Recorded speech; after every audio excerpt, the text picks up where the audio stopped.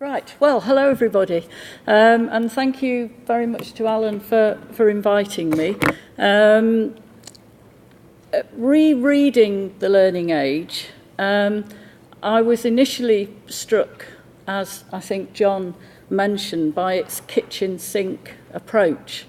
I'd forgotten just how much stuff there is in The Learning Age, and I think it would be well worth lots of people rereading it, and particularly lots of students of education rereading it. I think that's really important, that it might perhaps go back onto reading lists.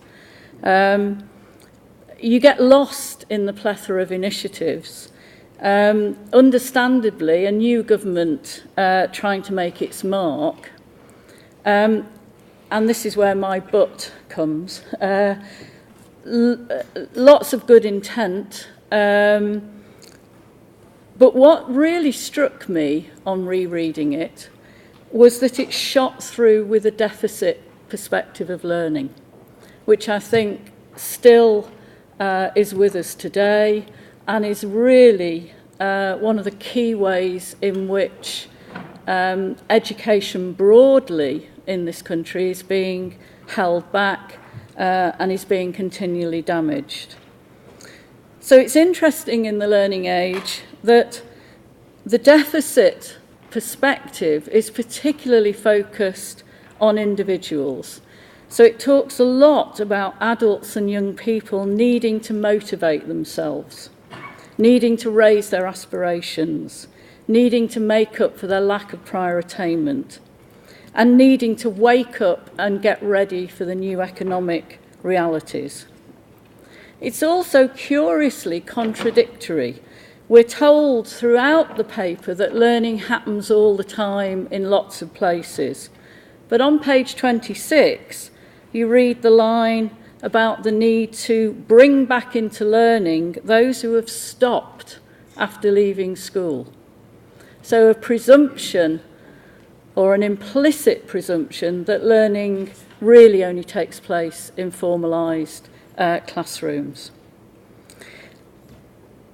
And so on to my next point, because I think the deficit approach also underpins the proposal to introduce individual learning accounts. Because when you read about ILAs in The Learning Age, the onus seems to be, again, on the individual, who's told to invest in their own learning.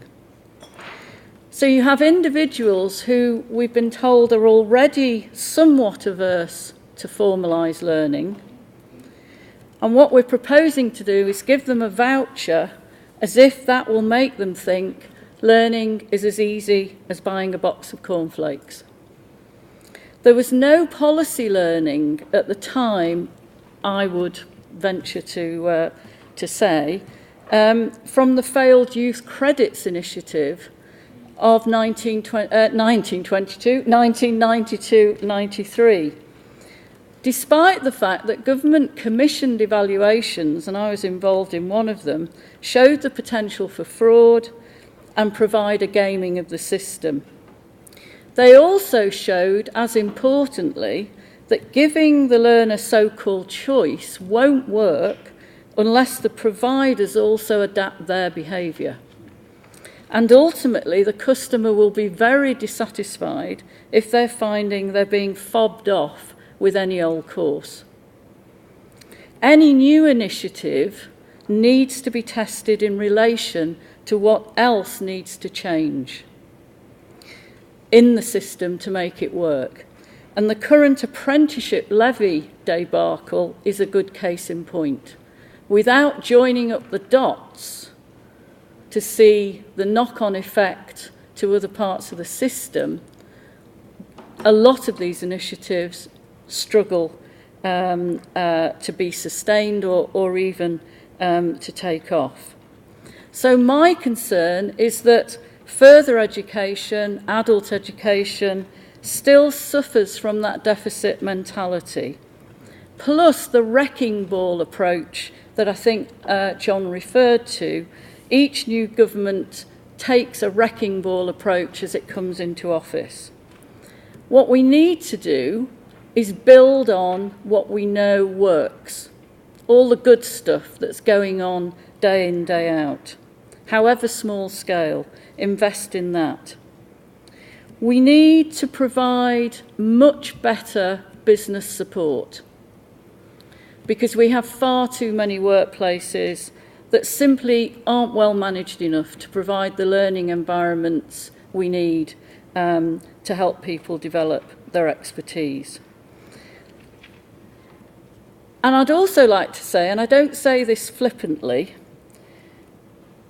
we need to focus on the professional development of civil servants who have a responsibility for further education and training. They need to understand that learning doesn't simply equate to the front-loaded linear model of A-levels followed by university, followed by a short induction into the workplace, which is what most of them have had. They can't advise and educate their ministers unless they understand this. In the early 1960s, my Uncle Eddie was in his 40s and a skilled tool maker at what was then Metropolitan Vickers Company in Manchester. He was given the chance by his company and his trade union to go to Girton College, Cambridge for 3 weeks to study any subject of his choice, along with a group of other tool makers. He chose English literature. This had a profound effect on me because for the first time he started to talk about how one day someone in the family just might go to university. He didn't have to open a learning account or fill in any forms or take any tests. He just went and enjoyed the experience. And a few years later, I went to university. Thank you.